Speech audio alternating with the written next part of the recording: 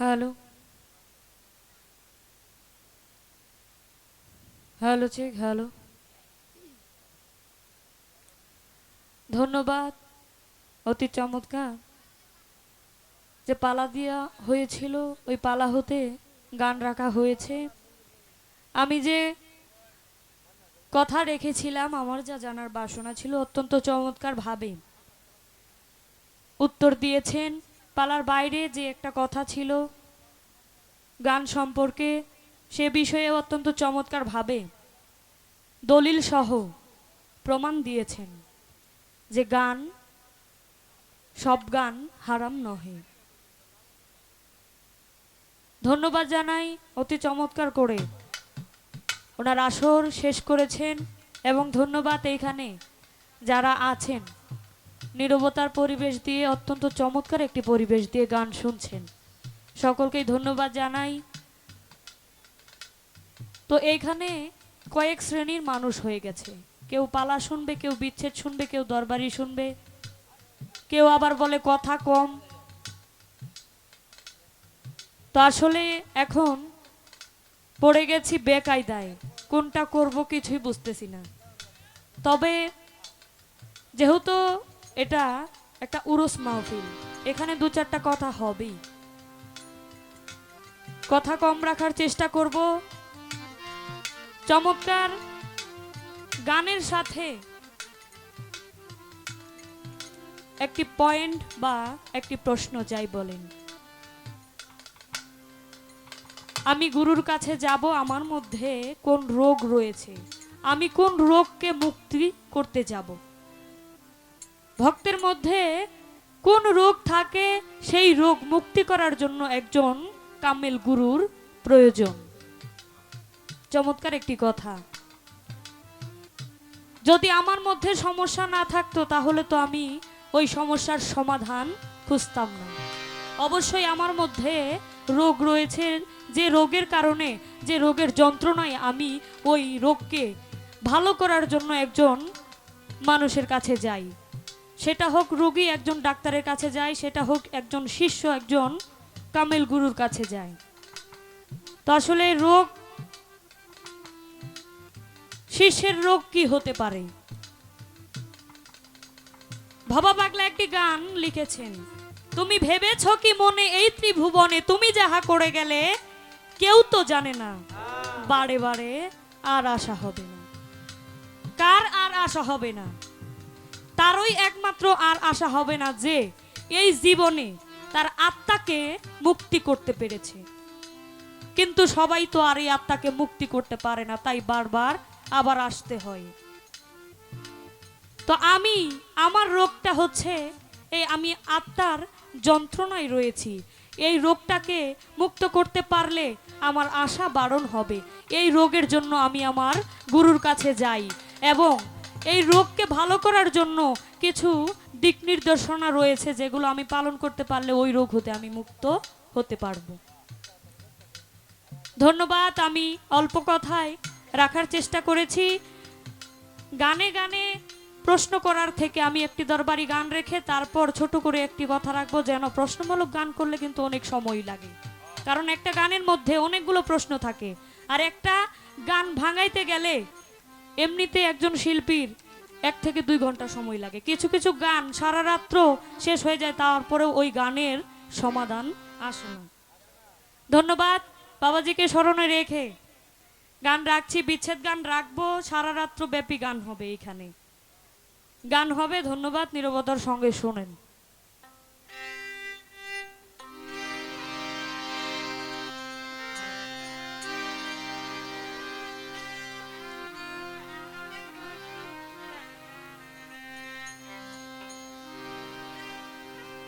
তাহলে তার একটু গান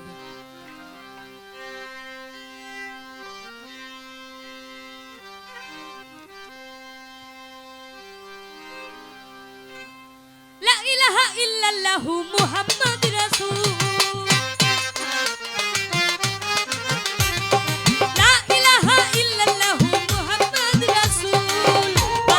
বাবা তুমি নাই রে রাসূল,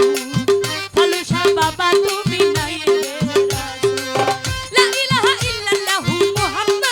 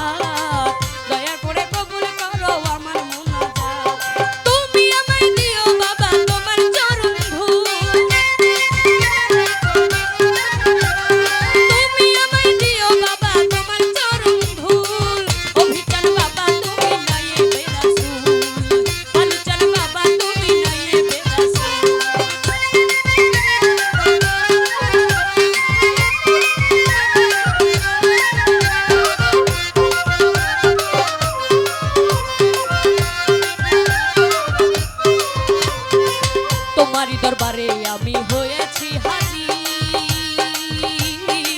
তোমারই পাক চরণে নুয়াইলাম শির।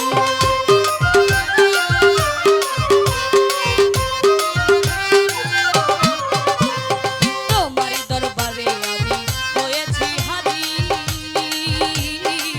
তোমারই পাক চরণে নুয়াইলাম শির। তোমার ছবি রাখতে মনে হয় না যেন ভুল, মধুজান তোমার ছবি রাখতে মনে হয় না যেন ভুল। ফালুসা বাবা তুমি নায়েবে রাসূল, মধুজান বাবা তুমি নায়েবে রাসূল।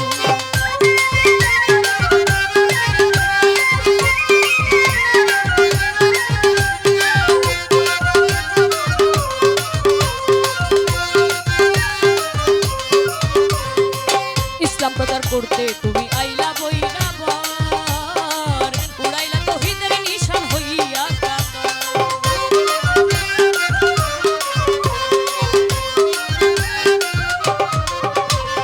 ইসলাম প্রচার করতে তুমি আইলা বৈরাবর, উড়াইলা তৌহিদের নিশান হইয়া কাতর। তুমি আমায় দিও বাবা তোমার চরণ ধূল, বাবা তুমি আমায় তোরাইও ফুলছে রাতের ফুল। ফালুসা বাবা তুমি নায়েবে রাসূল, ফালুসা বাবা তুমি নায়েবে রাসূল।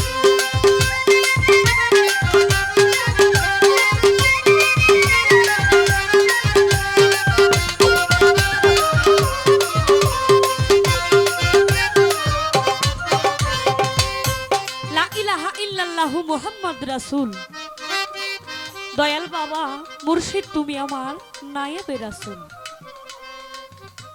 রাসূল, আওলাদে রাসূল এবং নায়েবে রাসূল দুই জিনিস। অলি আওলা, অলি আউলিয়া যারা নায়েবে রাসূল, এই নায়েবে রাসূল কোথা থেকে এসেছে, কাদের মাধ্যমে এই নায়েবে রাসূলের উৎপত্তি ঘটেছে? যেহেতু পালা শুনতে অনিচ্ছুক, তাই আমি গানে গানে যেন সময়টা বেশি না লাগে পালার ক্ষেত্রে, তাই আমি এতটুকু ছোট্ট করে পালাটাও যেন হয়ে যায়, এখানে আবার যারা আছেন তারা যেন বিরক্তও না হয়, এতটুকু আমার গুরুর কাছে আজকে জানার বিষয় থাকবে। এইখানে এই নায়েবে রাসূলটা কি, আওলাদের রাসূল এবং নায়েবে রাসূল দুই জিনিস, এর কারণ কি, আর এই নায়েবে রাসূল কোথা থেকে এসেছে, কারা এই নায়েবে রাসূলের অন্তর্ভুক্ত, এতটুকু আমার জানার বিষয়।